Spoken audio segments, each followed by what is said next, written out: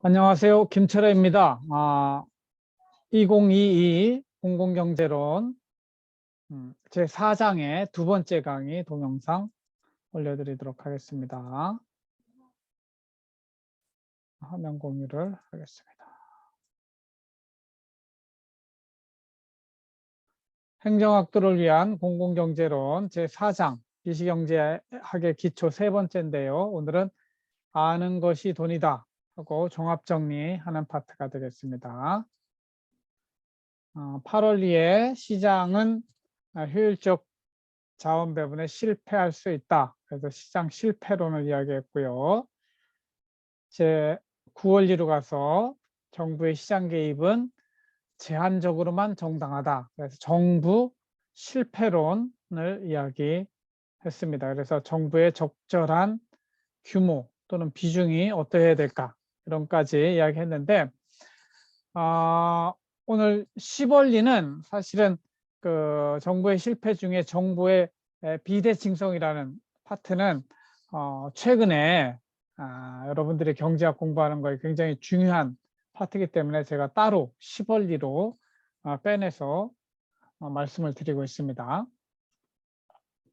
아는 것이 돈이다 하는 게 아는 것, 좀 어려운 말로 하면 정보가 되겠죠. 그럼 정보란 무엇인가? 구호사전에 찾아보면 관찰이나 측정을 통하여 수집한 자료를 실제 문제에 도움이 될 수 있도록 정리한 지식이라고 이야기를 하고 있습니다. 이것은 자료, 데이터하고 구분이 되는데 자료는 연구나 조사 따위의 바탕이 되는 재료입니다. 그러니까 원재료, 흙에 해당하고 이것을 잘 빚어낸 것, 토기에 해당하는 것이 정보가 되겠죠. 그래서 information 또는 데이터는 이런 영어의 설명을 보면은 information은 knowledge obtained from investigation, study, or instruction.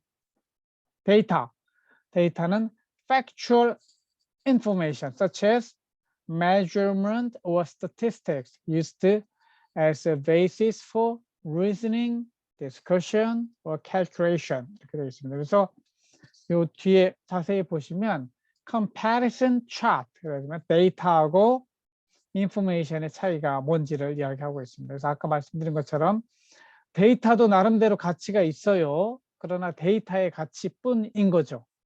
그러나 그 흙에 해당하는 그 진흙의 황토흙의 가치도 있죠. 그러나 그것을 잘 빚어내는 거죠. 도기로 빚어내는 것이 인포메이션이 되는 것이죠. 그래서 인포메이션이 되려면 그것을 잘 마사지를 해야 돼요. 잘 만들어내는 공정 과정이 필요한 거죠. 그러니까 세상에 많은 데이터들은 지금 통계청에 가면은 데이터로 엄청 많이 있습니다. 그것을 통계 분석을 통해서 앞으로 미래가 어떻게 될 것이다. 예를 들면 삼성전자 데이터가 네이버에 다 나와 있습니다. 그 데이터를 보고 나름대로 분석을 해서 삼성전자 미래가 어떻게 될 것이다 분석해내면 그거는 정보가 되는 것이 되겠죠. 어떤 정보가 가치를 지니는가? 정보도 비용 편익이 따릅니다. 모든 거에는 비용 편익 분석. 물건 사는데도 비용 편익입니다. 짜장면 한 그릇 5,000원, 5,000원의 비용이 드는 것이고 5,000원어치 짜장면을 먹음으로 인해서 내 배고픔이 해소되고 만족이 느껴지는 것, 그게 편익이라고 할 수 있죠. 정보도 마찬가지예요. 정보를 얻으려면 획득하는데 드는 비용이 들어요.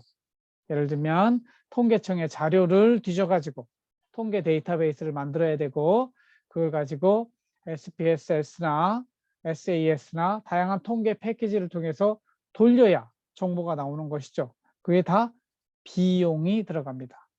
그럼 그 정보를 만들어낸 다음에 얻는 편익이 있을 수 있겠죠. 그래서 정보의 편익, 정보를 통해 얻을 수 있는 이익을 정보의 편익이라고 할 수 있습니다. 그래서 정보에 들어가는 편익보다 비용이 클 때 그 정보 탐색을 하는 것이죠. 주식시장에서는 늘 정보의 비용과 편익 분석이 있게 됩니다. 그래서 정보를 많이 가진 사람이 더 많은 돈을 주식시장에서 볼 수 있기 때문에 정보 분석을 하게 되는 것이죠. 근데 정보에도 중요한 것은 경제학의 1원리에서 나왔던 공짜는 없다에 나오는 희소성의 원리입니다. 정보, 다른 사람들이 다 알고 있는 정보 희소하지 않아요. 그것은 가치가 떨어집니다. 나만 알고 있는 정보, 즉 희소한 정보가 가치가 크게 되는 것입니다. 이런 측면에서 정보의 문제는, 가장 큰 문제는 정보의 비대칭성, asymmetry of information이 되겠습니다. 그래서 비대칭성과 희소성의 문제를 여러분들이 잘 알아야 돼요. 그래서 다른 사람들이 모두 알고 있는 정보는 돈이 안 되지만, 다른 사람이 알지 못하고 있는데 나만 알고 있는, 내가 통계 분석을 통해서 뭔가 찾아낸 게 있어요. 다른 사람 아직 몰라요. 그러면 그거는 돈이 된다, 이런 것이죠. 정보의 비대칭성. 거래의 당사자 가운데 한쪽이 다른 쪽보다 제품이나 서비스의 특성에 대해서 잘 알고 있는, 또 한쪽은 잘 모르고 있는 그 비대칭적 관계를 정보의 비대칭성. This is a situation where there is imperfect knowledge. In particular, it occurs where one party has different information to another. 두 파티가 있으면 한쪽은 잘 모르는데 한쪽은 이렇게 잘 알고 있는 이런 상태를 asymmetry 이렇게 하는 것이죠. 이러한 정보의 비대칭성 때문에 시장에서 발생하는 두 가지 문제가 있습니다. 그러니까 이래서 시장에서 발생하는 문제니까 시장 실패가 되겠죠. 하나는 역선택이고 또 하나는 도덕적 해이입니다. 그래서 역선택의 문제 또는 도덕적 해이의 문제. 이번에 선거 과정에서도 투표하는데 역선택 이런 이야기가 나오는데, 여러분들 adverse selection, 미시경제학의 전문 용어입니다. 자기에게 유리하게 하려고 상대편에게 불리한 것을 고르는 일. 투표에서 윤석열, 예를 들면 이재명, 안철수가 있는데 그 안철수하고 윤석열 단일화하면 당연히 윤석열이 이기겠죠. 그렇지만 이재명을 지지하는 사람들이 누구를 뽑아요? 안철수를 뽑아버린다면 안철수가 단일화해서 윤석열을 이길 수 있게 되는 것이죠. 이런 행태를 뭐라고 하느냐? 역선택이라고 부른다는 거죠. 공급자와 수요자가 갖고 있는 정보가 각각 다르기 때문에 발생하는 경제 현상을 또한 역선택이라고 하고, 본래 투표에서 나타나는 역선택보다는 실제 역선택은 보험시장에서 설명이 많이 됩니다.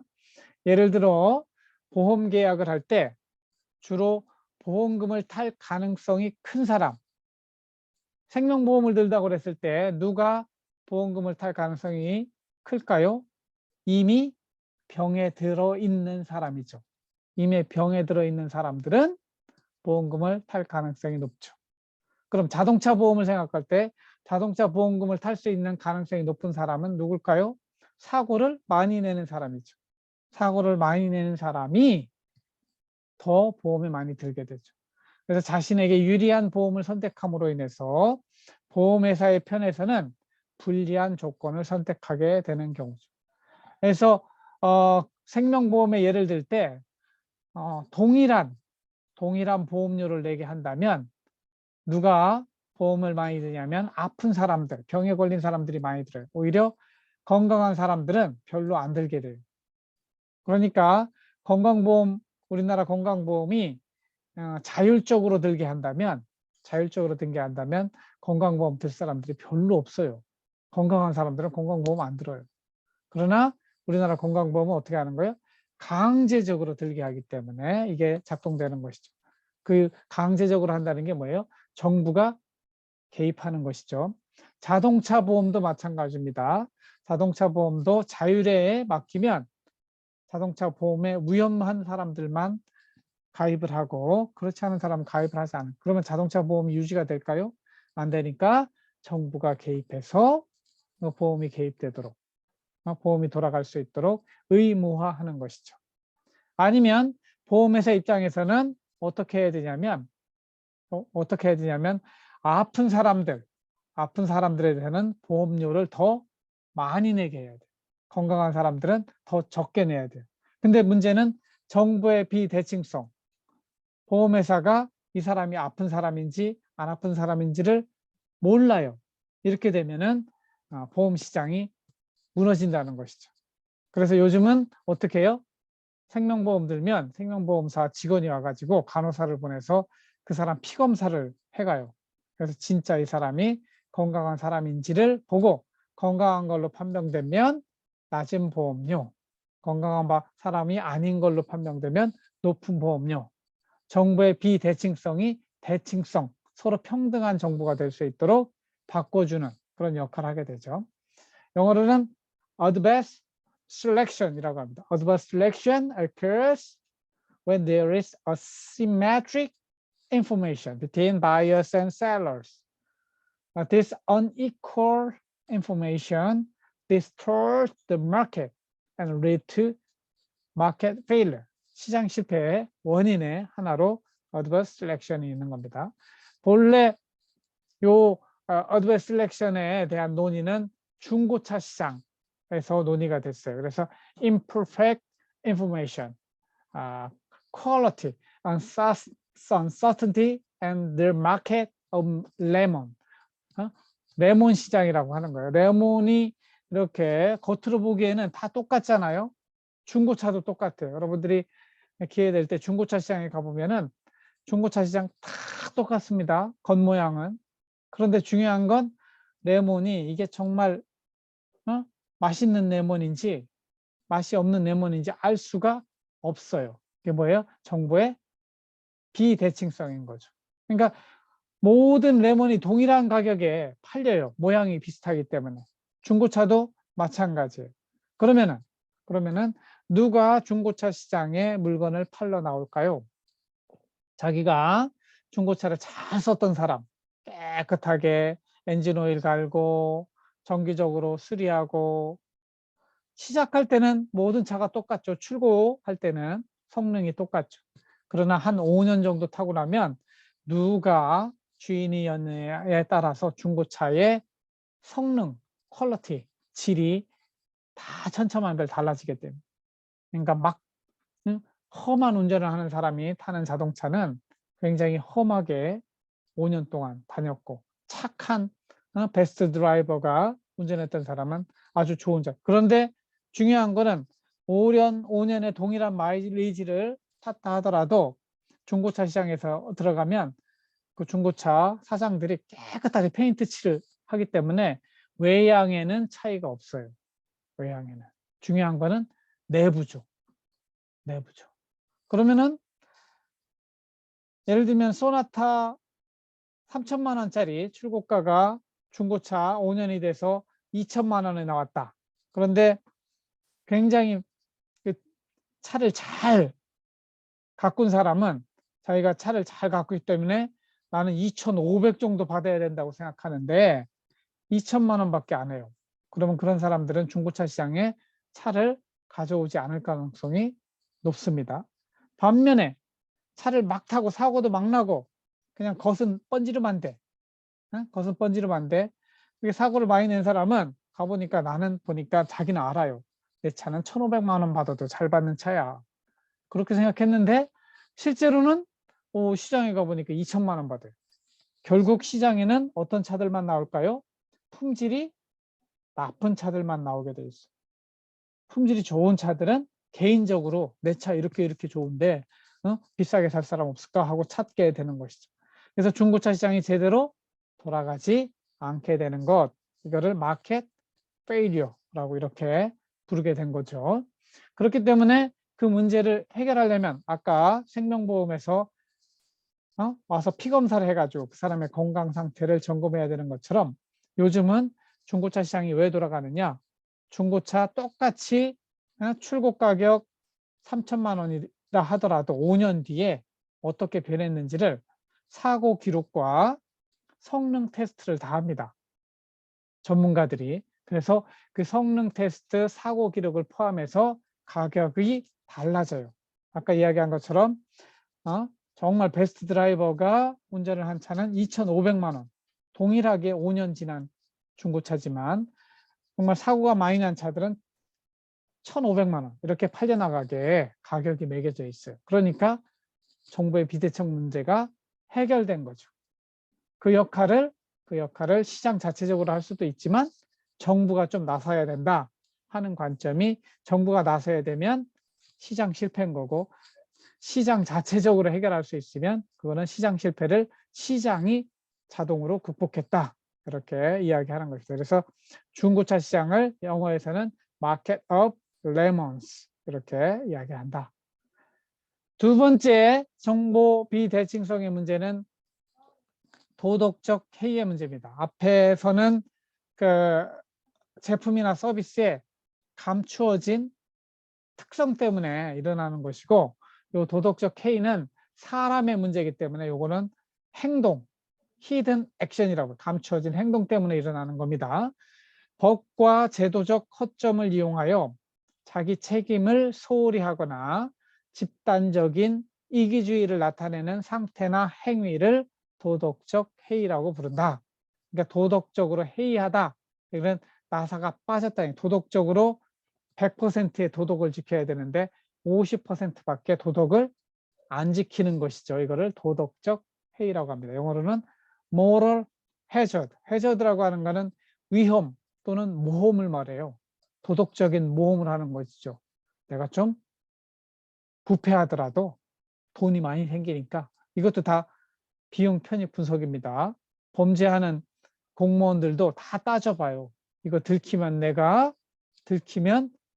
징계를 먹고 이러한 손해가 있는데, 안 들키면 얼마의 이익이 되는가. 들킬 때의 비용과 안 들킬 때의 편익을 고려해서 거기다 확률까지 곱해서 판단을 하게 돼 있죠. 그래서 이거 들킬 확률이 거의 적고 얻을 이익은 많다. 그러면은 모럴 해저드로 그냥 도덕성은 눈 감고 비리를 저지르거나 부패에 가담을 하는 것이죠. 이런 것들을 moral hazard라고 부릅니다. Moral hazard is the concept that individuals have incentives to alter their behavior when their risk or bad decision making is borne by others. 그러니까 이 도덕적으로 마땅히 해야 될 그 일을 하지 않음으로써 얻는 이익이 클 때 그러한 행동을 하더라, 이거죠. 이러한 문제는 회사에서 주인 대리인 문제 이렇게 이야기를 하는데, 우리나라는 그 회사의 주인인 회장이 직접 경영하는 경우가 많습니다. 그러나 미국에서는 거의 전문 경영인이 회사를 경영하게 돼 있어요. 그래서 진짜 주인을 프린시펄이라고 하고요. 그 사람이 일을 맡긴 사람을 에이전트. 그러니까 여기는 회장님, 여기는 대표이사가 되는 거예요. 근데 이 대표이사가 회장님이 매일 뒤통수에서 자기를 보고 있다면 회장님의 이익을 위해서 행동할 거예요. 그렇지만 회장님이 매일 골프나 치러 가고 자기의 회사에 대해서 별 관심이 없어요. 그러니까 에이전트인 대표이사 사장이, 우리는 주로 바지 사장이라고 하죠. 바지 사장이 회사를 경영하게 되면은 마음이 어떻게 해요? 회장님이 보지 않을 때 자신에게 이익이 되는 그러한 행동을 하게 되는 것이죠. 그래서 모든 인간들이 감독자가 볼 때는 잘하는 척 하다가 감독자가 보지 않을 때는 자신에게 이익이 되는 행동으로 돌아서는 것, 이런 것들을 도덕적 해이라고 봅니다. 우리 공무원들을 생각해 보세요. 공무원들의 주인은 국민입니다. 국민의 이익을 위해서 행동해야 되는데, 공무원들이 국민이 감시하지 않으면 1년에 대통령이 얼마 쓴다고 그랬어요? 1년에 600조 원을 쓰는데, 그 600조 원 쓰는데 슬쩍 in my pocket 하는 방법을 찾는 것이죠. 국민들에게 손해가 가더라도 나에게 이익이 되면 그런 행동하는 게 비리고 부패입니다. 공무원 부패. 그런 행태들이 충분히 일어나는데 그 원인이 어디에 있느냐? 정부의 비대칭성이라고 하는 거죠. 정부 120만 공무원들, 대통령, 장관들이 하는 것, 정치인들이 하는 것들을 국민들이 눈 부릅뜨고 보고 있으면 그러한 도덕적 해이가 나타나지 않죠. 그렇지만 감춰져 있을 때, 그 암흑 속에 있을 때 그러한 비리와 부패가 나타날 수 있는 것이죠. 근본적인 문제는 information asymmetry, 정보의 비대칭성이라고 이렇게 부를 수 있는 것이죠. 이것을 우리는 주인 대리인 문제라고 이렇게 이야기합니다. 이렇게 제가 미시경제학 시벌리를 살펴보았는데, 이거는 제가 이제 서울대학교에 그 미시경제학 가르치는 선생님들 걸 가지고 제가 따로 정리한 것이고, 지금부터 나오는 거는 그 하버드 대학의 맨큐라는 교수가 있어요. 맨큐의 경제학 원론 Principles of Economics에 나오는 그 사람이 정리한 10 Principles of Economics를 한번 이야기해 주겠습니다. 비슷한데 이 사람은 이제 크게 세 분류로 나누고 여기서 10가지를 나누는데 거시경제학까지 포함하기 때문에 여러분들이 영어 공부할 겸 한번 살펴보라고 제가 제시를 하고 있습니다. How people make decision. 사람들은 어떻게 의사결정을 내린가. Number one, people face trade-offs. trade-off, 상충관계. 이게 저는 공짜가 없다고 이야기를 했잖아요. 그러니까 희소하기 때문에 늘 선택과 포기를 해야 돼요. There's no free lunch. To get one thing, you have to give up something else. 그래서 scarcity of resources. 자원의 희소성 문제. 그래서 examples, student starting time or leisure time. 학생이 동일한 시간에 내가 지금 공부를 할 것인가, 휴식을 가질 것인가. 공부를 할 것은 두 과목 중에 어떤 과목을 선택할 것인가. 그리고 household, 집에 있는 엄마 아빠는 매일매일 고민을 하죠. 이걸 할까 저걸 할까 고민하는 그 이유가 뭐냐. 다 자원이 희소하기 때문에. 즉 돈은 한번 쓰면 없어져 버리는 것이기 때문에 돈이 쓰고 계속 나오면은 그런 걱정을 하지 않아요. 선택을 고민하지 않아요. 사회 전체적으로도 마찬가지입니다. Society in general is faced with trade-off. 항상 선택의 상충관계에 접하게 됩니다. 그래서 guns and butter trade-off라고 하는 거는 미국에서 2차 대전 이후에 정부가 돈을 쓸 때 guns 하면 국방비를 건이 권총, 그죠? 총에 쓸 것인가 아니면 버터, 먹는 것, 사회 복지에 쓸 것인가 이 논쟁을 guns and butter trade-off라고 그래요. 그러니까 동일한 돈인데 국방비에 많이 쓰면 복지부를 못 쓰는 것이죠. 복지에 돈을 많이 쓰면 국방에 돈을 많이 못 쓰게 되는 그런 상충관계를 guns and butter trade-off라고. 그다음에 promotion of service versus industry. 산업을 발전시킬 것인가 아니면 서비스 쪽을 할 것이냐. 그 다음에 growth, 성장이냐 환경이냐. 그래서 production efficiency equity. 그래서 평등을 추구할 거냐 아니면은 효율을 추구할 것이냐. 우파는 효율을 추구하고 좌파는 평등을 추구하는 경향이 있죠. 이런 것도 앞으로 하나씩 배워갈 겁니다. 두 번째 원리는 opportunity cost is ever present. The true cost of a good or service is the cost of another good or service you give up. 그죠? 뭘 선택했다고 하는 것은 반드시 give up, 포기한 게 있다 이거죠. 그래서 cost of college, 여러분들 학교 다니는 거 비용을 따져보면 cost of tuition and books, 수업료 내고 책 사는 것도 있지만 value of wages lost, 여러분들이 포기한, 만약에 여러분들이 고졸로서 중소기업에 취업해서 일한다고 그랬을 때 그 임금을 포기한 것이라는 것이죠. 그래서 not included in the opportunity cost of attending college is various living expenses one would have had anyway, whether she attend college or not. 이런 개념이 기회비용의 개념이다 하는 것들 제가 말씀드렸고, 세 번째는 marginal economics are most relevant. 저는 이거를 합리적인 사람은 한계에서 생각한다. 이렇게 해서 문제풀이까지 했어요. 그래서 여러분들이 마진이란 개념, 한계란 개념, 그리고 합리성이란 개념을 이해해야 이 경제학이 좀 돌아가는 원리, 최종적인 선택을 할 때 한계 하나씩 끊어서 생각하는 것들이 필요하다는 거죠. examples 나오는 거 보면은 airlines decide to price standby ticket. 비행기표 살 때도 비행기표가 남아 있으면 어떻게든 파는 게 최고예요. 그걸 이제 스탠바이 티켓은 언제든지 이게 남아 있는 거를 싸게 파는 걸 스탠바이 티켓이라고 합니다. 그래서 에어라인의 입장에서는 하나하나 남는 거는 싸게 팔아도 되는 것이죠.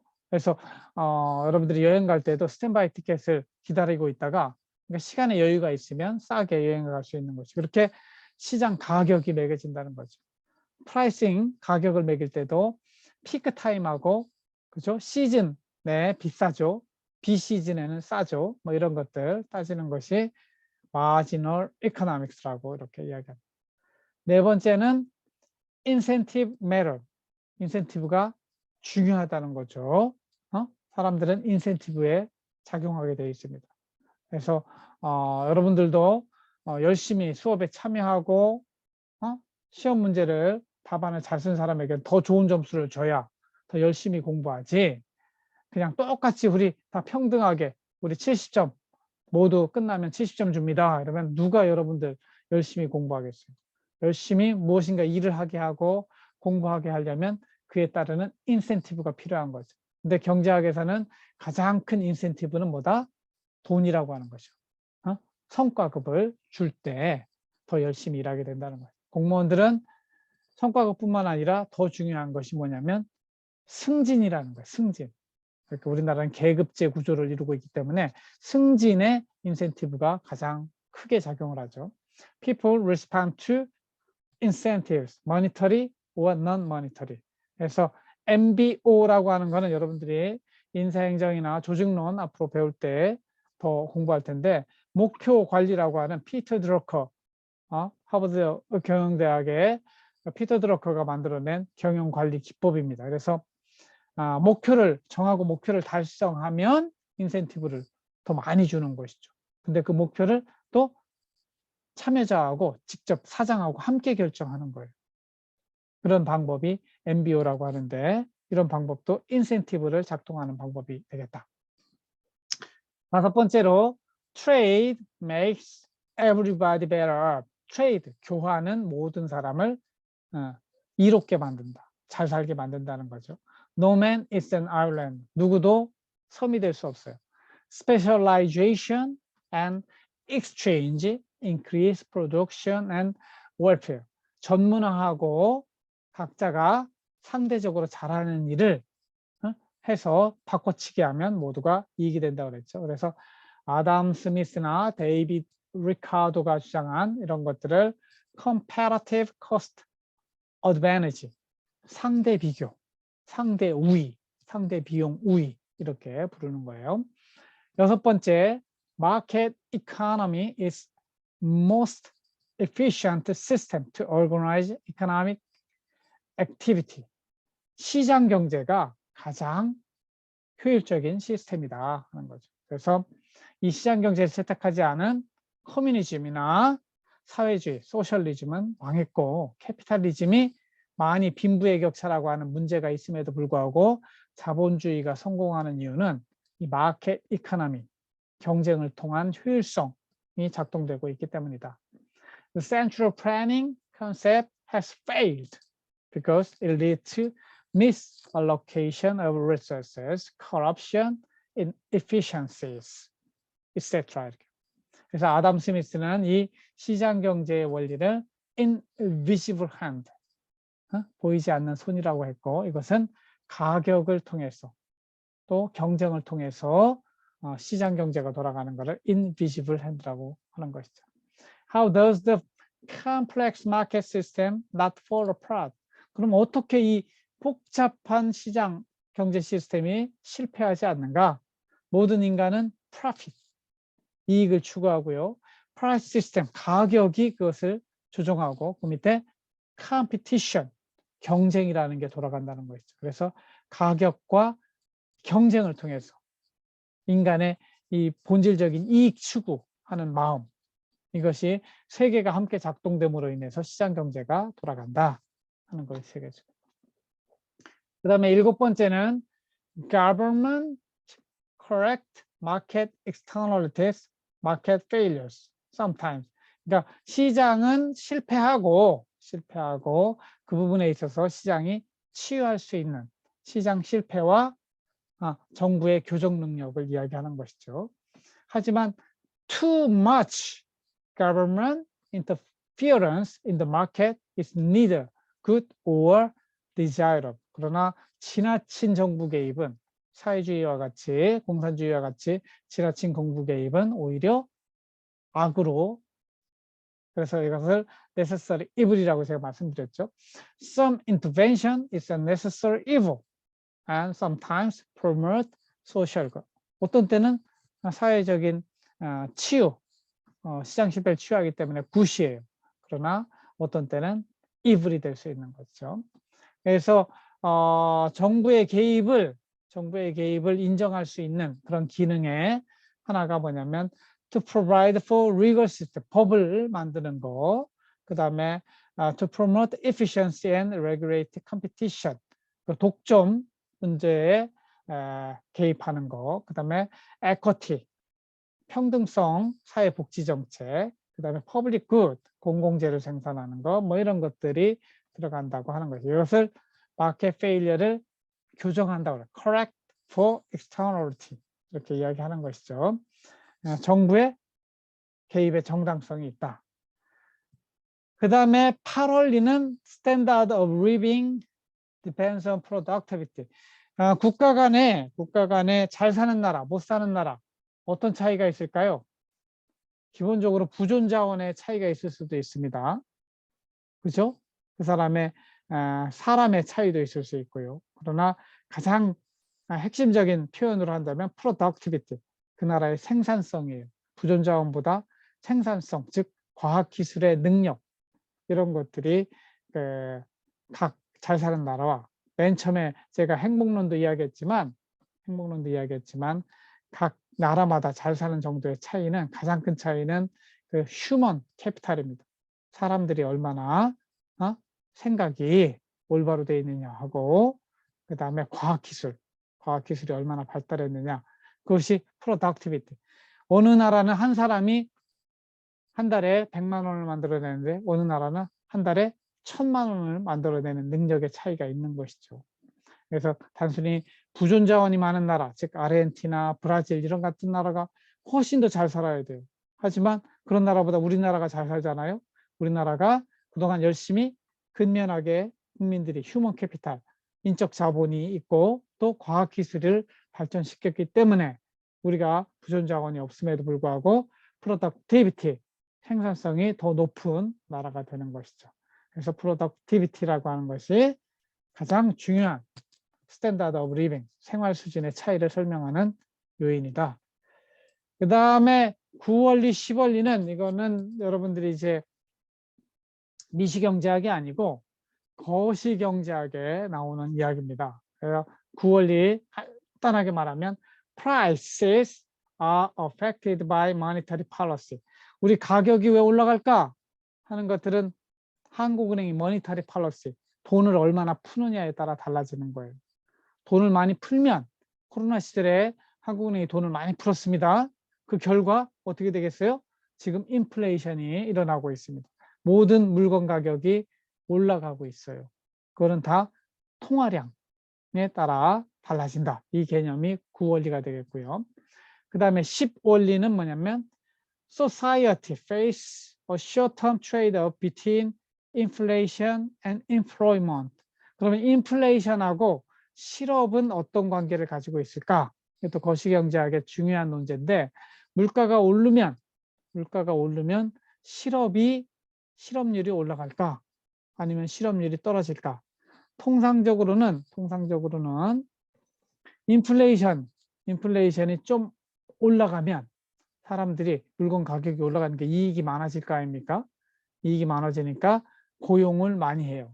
그러니까 취업률이 올라가고 실업률은 떨어지는 이런 반비례 현상이 나타납니다. 그러나 요즘처럼 석유 가격이 올라가서 인플레이션이 나타나잖아요. 이거는 코스트 푸시 인플레이션이라고 하는데, 이런 상태는 스태그플레이션이 나오게 돼 있어요. 즉 인플레이션이 일어나는 가운데 실업도 증가해요. 최악의 상태죠.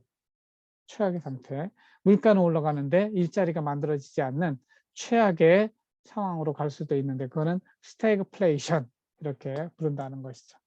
그런 내용들을 상식적으로 여러분들이 알아두시길 바라고, 제 4장을 마치면서 조안 바이올렛 로빈슨이라는 분이 하신 말씀을 한번 기억해 보겠습니다. The purpose of studying economics is not to acquire a set of ready-made answers to economic questions, but to learn how to avoid being deceived by economists. 한번 잘 해석을 해보세요. 경제학을 배우는 목적은 not 아니다 이거예요. 뭐예요? ready-made answer. 제가 정답이 없다고 늘 강조했잖아요. 세상에 공짜가 없고 정답이 없고 비밀이 없다고 그랬는데, economic question, 문제가 떨어지면 그 문제에 대한 ready-made answer, 정답을 찾는 게 우리 경제학 배우는 목적이 아니다. not, but.